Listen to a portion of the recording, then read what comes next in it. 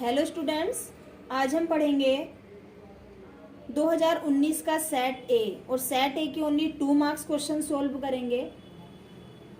Total हमारे 10 question है 2 marks के जो सेट ए में आए हुए थे। इसमें से हम सॉल्व करेंगे आज ओनली 6 क्वेश्चन। 6 क्वेश्चन का सॉल्यूशन मैं आप लोगों के साथ शेयर करूंगी। नेक्स्ट क्वेश्चन की वीडियो कल अपलोड करेंगे। चलिए तो स्टार्ट करते हैं सॉल्यूशन।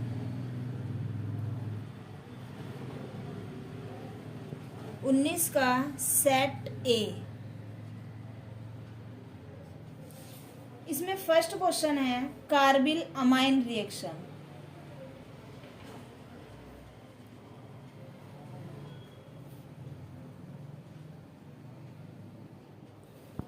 कार्बिल अमाइन रिएक्शन क्या है? जो एक कार्बिल अमाइन है ये एरोमेटिक और एलिफेटिक दोनों ही अमाइन से देते हैं।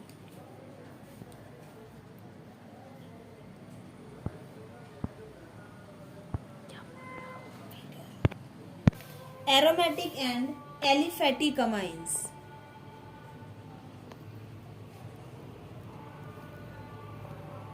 यानी कि दोनों ही अमाइंस ऐसी हैं जो कार्बिल अमाइन रिएक्शन को देती हैं। ऑन हीटिंग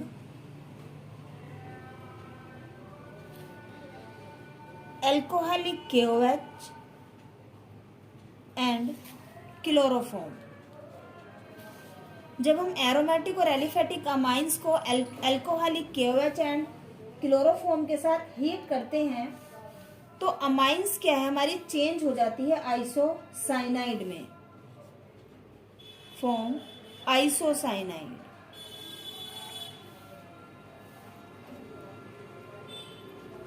आइसोसाइनाइड में ये चेंज हो जाती है। इसको हम प्राइमरी अमाइन का टेस्ट भी बोलते हैं। But 2 degree and 3rd degree amines do not give this reaction। जो हमारी 2 degree and 3rd degree amine है इस रिएक्शन को नहीं देती है। It is also known as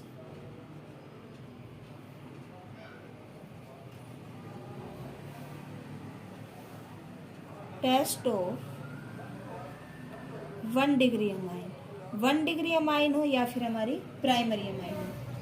देखिए रिएक्शन देखते हैं। हमारे पास RNH2 है। RNH2 मतलब कोई भी अमाइन है 1 डिग्री की। अगर मैं इस पर क्लोरोफॉर्म लगा दूं एंड KOH लगा दें एल्कोहलिक, और हम इसको क्या कर दें हीट कर दें, तो ये बच्चों RNC में चेंज हो जाता है। और जब हम NC को लिखते हैं तो बॉन्ड लगा के लिखा जाता है। यही हमारा क्या है अल्काइल आइसोसाइनाइड है।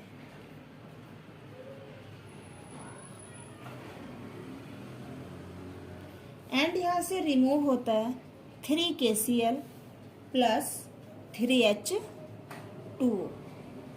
3KCl है तो यहाँ भी क्या आ जाएगा 3, बाकी रिएक्शन हमारी बैलेंस है। एरोमेटिक में हम एनिलीन ले लेते हैं। अगर हम एनिलीन पर क्लोरोफॉर्म लगा दें एंड KOH लगा दें सेम बनेगा, बट प्रोडक्ट हमारा एरोमेटिक होएगा। बेंजीन पर आ जाएगा NC plus 3KCl plus 3H2O। यहाँ 3 आ जाएगा। इसका नाम है बच्चों एनिलीन। इसे हम बोलेंगे फिनाइल आइसो साइनाइड। तो 2 मार्क्स में ये हमारा फर्स्ट क्वेश्चन था। इसी में हमारा सेकंड क्वेश्चन आया हुआ था aniline convert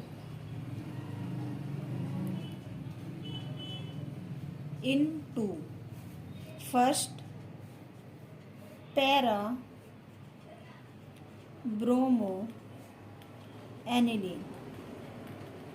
para bromo aniline हमने बनाना था एनिलीन के साथ। एनिलीन का फॉर्मूला होता है बेंजीन पर NH2 ग्रुप लगा हुआ। इसी की रिएक्शन हम कर देते हैं एसिटिक अनहाइड्राइड के साथ CH3CO का होल ट्वाइस O। इसका नाम है एसिटिक अनहाइड्राइड एंड इसकी के साथ हम लेते हैं पाइरिडीन। यहाँ का जो हमारा H है, अगर हम इसको ओपन करके लिखें तो ये इस तरह से लिखा जाएगा CH3COO एंड CH3CO। तो NH2 का एक H इसके साथ रिमूव करता है एसिटिक एसिड CH3COOH। बाकी को हम ऐड करके लिख देते हैं। बेंजीन ऐसी रहती है, N भी ऐसे ही होता है और H ऐसी लग जाता है, बस ये CONH3 ग्रुप आकर के जुड़ जाता है। अगर इसको हम देखें तो ये हमारा अमाइड ग्रुप है।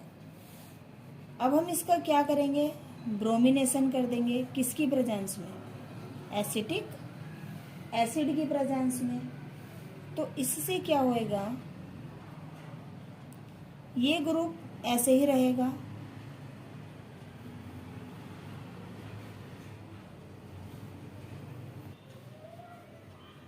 और यहाँ आ जाता है Br। बच्चों ये N है। अब हम इसकी क्या करते हैं, इस पर हम OH आयन या H आयन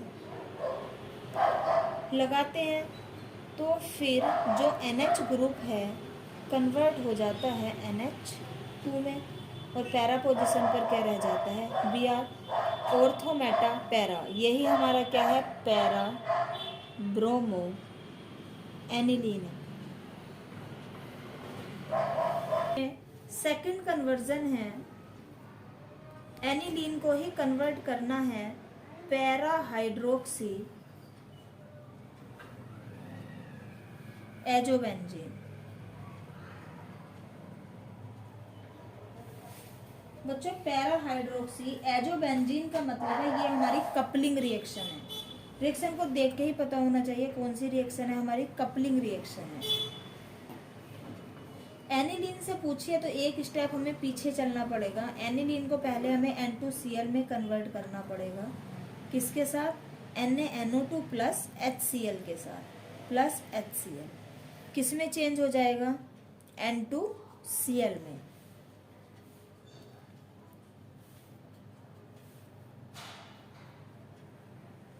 ये हमारा क्या है, बेंजीन डाइएजोनियम क्लोराइड है। अब हमने इस पर रिएक्शन करनी है फिनोल की।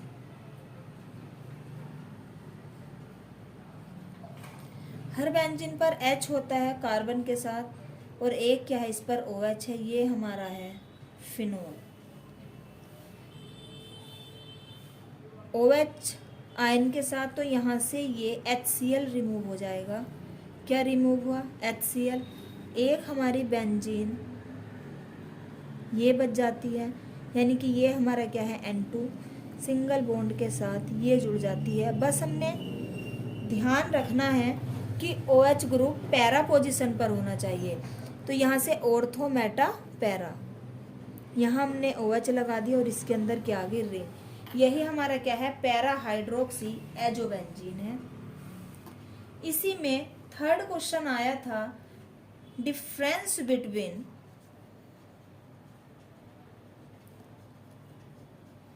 DNA and RNA। हमने DNA और RNA को एक्सप्लेन करना था दोनों के डिफरेंस के साथ। ये हमारा बायोमोलिक्यूल्स का क्वेश्चन है। इसके लिए हम एक साइड DNA लिख लेते हैं, दूसरी साइड RNA लिख लेते हैं। फर्स्ट पॉइंट है, सबसे पहले मैं बताना चाहूँगी DNA की फुल फॉर्म होती है डीऑक्सीराइबोन्यूक्लिक एसिड एंड RNA की होती है राइबोन्यूक्लिक एसिड। तो जो DNA है उसमें शुगर प्रेजेंट होती है हमारी बीटा D2 की। दी शुगर प्रेजेंट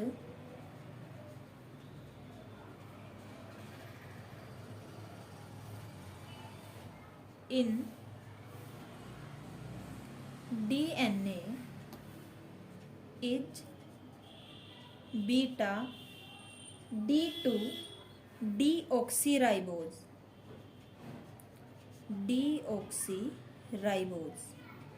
यानी कि इसमें डीऑक्सीराइबोस की शुगर प्रेजेंट है। इसी के साथ हमारा आरएनए है, आरएनए में भी प्रेजेंट तो है शुगर, लेकिन वो किसकी है? ओनली राइबोस की है। दी शुगर प्रेजेंट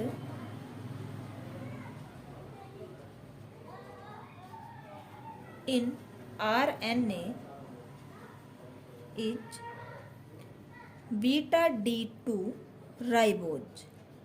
यहाँ शुगर प्रेजेंट है राइबोज। सेकंड पॉइंट है, जो डीएनए में हमारे कंटेन होते हैं वो किसके होते हैं? डीएनए कंटेन साइटोसिन यानी कि सी एंड थायमीन THYMINE मतलब कि टी। ये प्रेजेंट होते हैं एस किसके साथ? पायरीडीन बेस के साथ।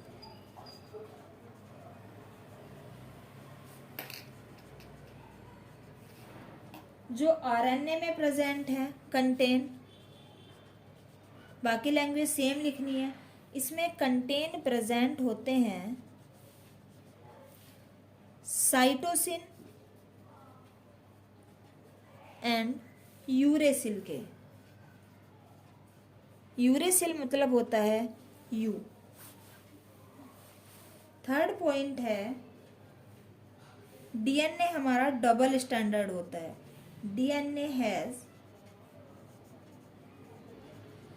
Double standard.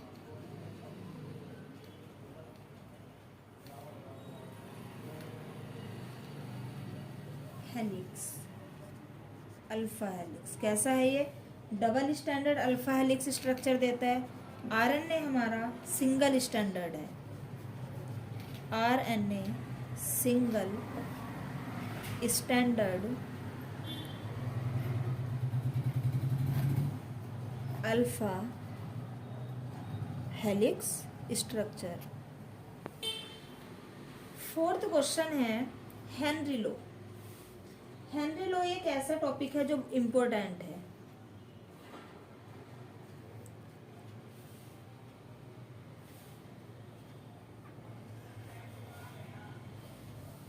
हेनरी लॉ क्या होता है? सबसे पहले हमें पता होना चाहिए कि हेनरी लॉ हमारा मोल फ्रैक्शन प्रेशर के डायरेक्टली प्रोपोर्शनल भी होता है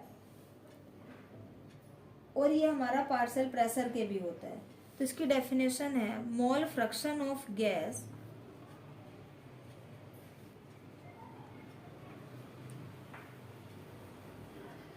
mole fraction of gas in the solution is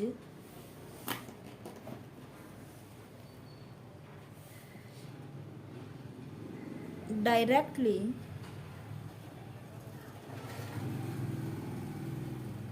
proportional partial pressure।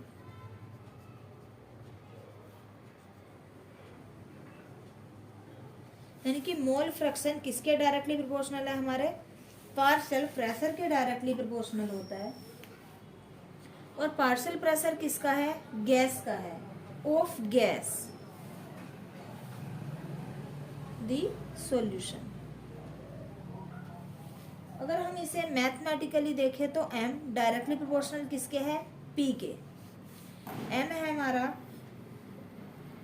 Mole fraction directly किसके है? पार्शियल प्रेशर के है। यानी कि m हो सकते हैं हमारे मोल ऑफ गैस।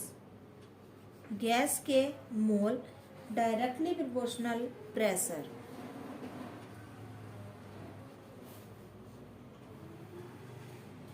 इसी में एक और भी है कि जो प्रेशर है ये एक्स्ट्रा है थोड़ा सा। प्रेशर डायरेक्टली प्रोपोर्शनल होता है सोल्यूबिलिटी के। सोल्यूबिलिटी इसका मतलब है हम जितना प्रेशर बढ़ा देंगे सोल्यूबिलिटी उतनी ही जल्दी हो जाती है। प्रेशर बढ़ने के साथ सोल्यूबिलिटी क्या होती है? हमारी इंक्रीज होती चली जाती है। ये तो हेनरी लॉ अकॉर्डिंग है हमारा पार्शियल प्रेशर के। अगर हम इसी को मोल फ्रैक्शन के अकॉर्डिंग करें तो क्या आएगा, अकॉर्डिंग ऑफ मोल फ्रैक्शन। अगर मोल फ्रैक्शन के करें तो x डायरेक्टली प्रोपोर्शनल किसके हो जाएगा, p के। x क्या है हमारा, मोल फ्रैक्शन है। x is equal to mole fraction, p is equal to partial pressure.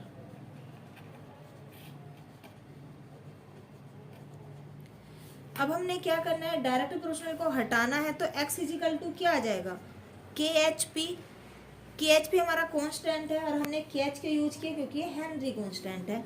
अगर हम P को इधर ले जाएं तो हो जाएगा P is equal to 1/KHX। P is equal to 1/KHX। और यहाँ KH हमारा क्या है, हेनरी लॉ है, या हम इसे बोल सकते हैं हेनरी कांस्टेंट भी बोल सकते हैं, हेनरी कांस्टेंट है। इसी के साथ इसका एक ग्राफ है जो हेनरी ने दिया था। ग्राफ हमारा आता है मोल फ्रैक्शन यानी कि x और साथ साथ पार्शियल प्रेशर।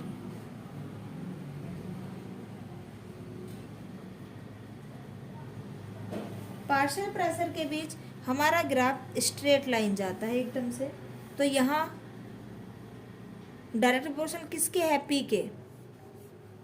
m हमारा क्या है, मोल ऑफ गैस है। डायरेक्ट को हटाएं तो क्या हो जाएगा, m is equal to KP हो जाएगा। तो इस तरह से हमारा हेनरी लॉ एक्सप्लेन हो जाता है मैथमेटिकल के थ्रू। क्वेश्चन नंबर 4 है हमारा, लैम्डा नॉट m दे रखा है NaCl के लिए, वैल्यू है 126.4। इसके बाद हमें दे रखा है HCl और फिर दे रखा है एंड लैम्डा नोट m।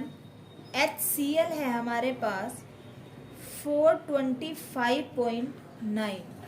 इसी के साथ लैम्डा नोट m NaAC की वैल्यू गिवन है 91.05 centimetre square mole litre inverse. और बच्चों हमने कैलकुलेट करना है लैम्डा नोट किसके लिए, 4HAC के लिए। इसके लिए हमने वैल्यू बतानी है। सबसे पहले तो ये कोहलार्स लॉ है और कोहलार्स लॉ होता है सम ऑफ डिस्ट्रीब्यूशन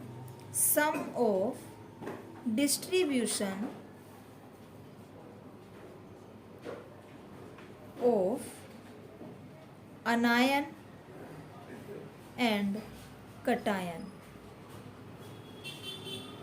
यानी कि कटायन और अनायन का, यानी कि जब हमारा कटायन और अनायन अलग अलग हो जाता है उनका सम क्या कहलाता है, हमारा कोहलार्स लॉ कहलाता है। सबसे पहले हम इसे तोड़ लेते हैं। Lambda m NaCl is equal to हो जाएगा लैम्डा m या लैम्डा Na प्लस, इसी के साथ लैम्डा नोट Cl माइनस। अगर अब हम HCl को देखें, lambda note H plus and lambda note Cl minus.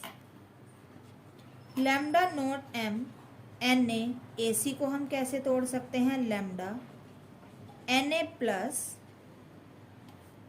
Lambda AC minus. इस तरह से हमारी इक्वेशन बन जाती हैं 1 2 3। तो हमने क्या करना है, इसमें से HCl प्लस NaAC कर देना है, यानी कि इन दोनों इक्वेशन को जोड़ देना है और NaCl को माइनस कर देना है। ये इक्वेशन 1 है, ये इक्वेशन 2 है एंड ये इक्वेशन 3 है। अगर हम देखें तो प्लस कर देंगे किसको, सेकंड और थर्ड वाले को, और फर्स्ट को क्या कर देंगे, माइनस कर देंगे। क्योंकि बच्चों यहाँ से ये Cl ये कैंसिल हो जाते हैं, ये चीज़ क्या होती है, कैंसिल हो जाती है। तो इसको हम क्या कर देंगे, माइनस कर देंगे। तो यानी कि लास्ट फॉर्मूला हमारा अगर हम देखें, lambda naught H A C is equal to निकल करके आएगा lambda naught H C L plus lambda naught M N A C minus lambda naught M N A C L. Value लगा देंगे। H C L की value हमारे पास कितनी है 425.9 प्लस एन ए सी हमारे पास कितना है 91.05 minus N A C L हमारे पास कितना है 126.4 siemens centimetre square mole inverse. इसको प्लस करके इसको माइनस कर देंगे। अगर हम इसको सोल्व करेंगे तो हमारा आंसर आता है 390.5 Simon centimetre square mole inverse. इस क्वेश्चन को आप लोग एक बार सोल्व करना और आंसर निकालना कि इसको माइनस करना और इसको सिंपल हमने क्या करना है प्लस कर देना, बाकी इसमें और कुछ नहीं करना है। 6 क्वेश्चन है, हमने फराडे का फर्स्ट लॉ एक्सप्लेन करना है। Faraday first law.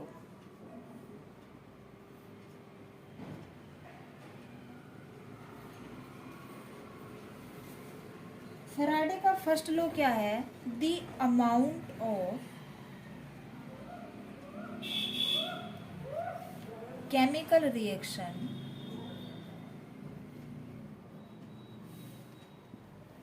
which occurs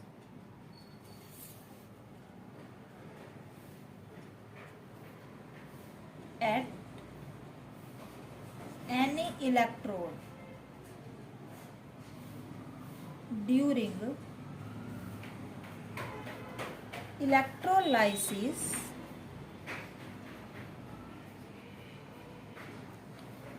by a current is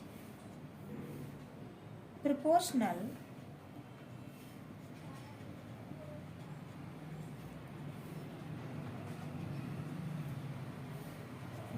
to the quantity of electricity pass through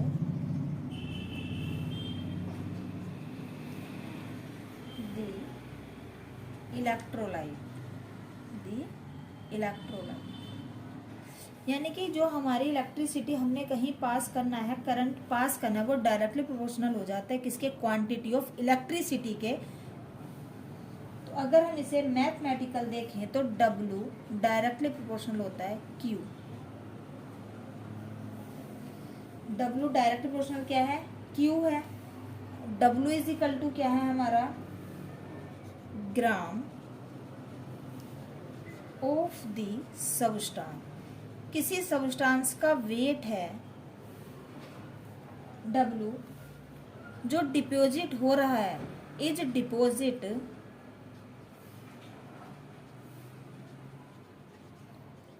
on passing Q का है कुलाम, यानी कि कितना करंट है, कुलाम of electricity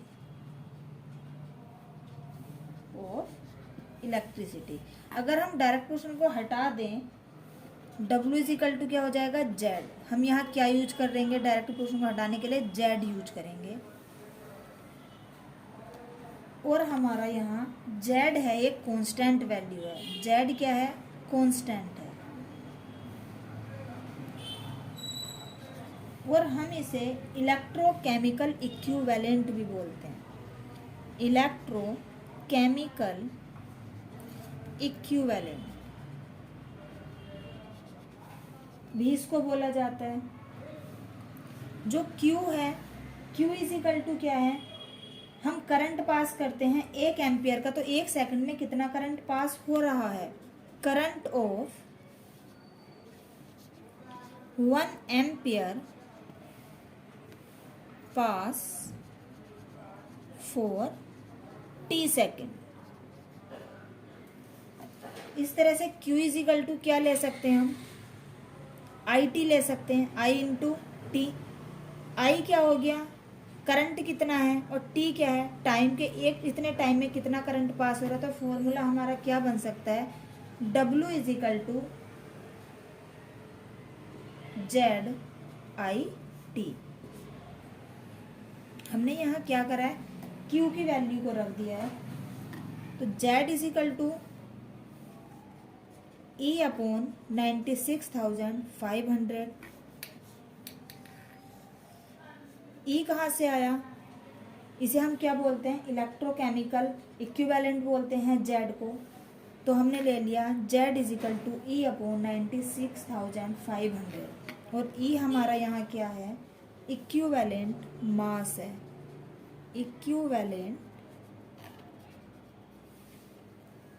mass.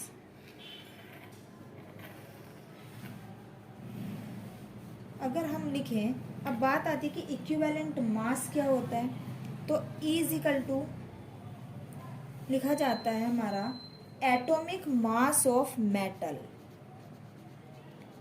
Atomic mass of metal. किसी भी मेटल का atomic mass divide by number of electrons, number of electrons कितने, जितने हमें रिक्वायर्ड हो रहे, रिड्यूस करे जा रहे हैं, रिक्वायर्ड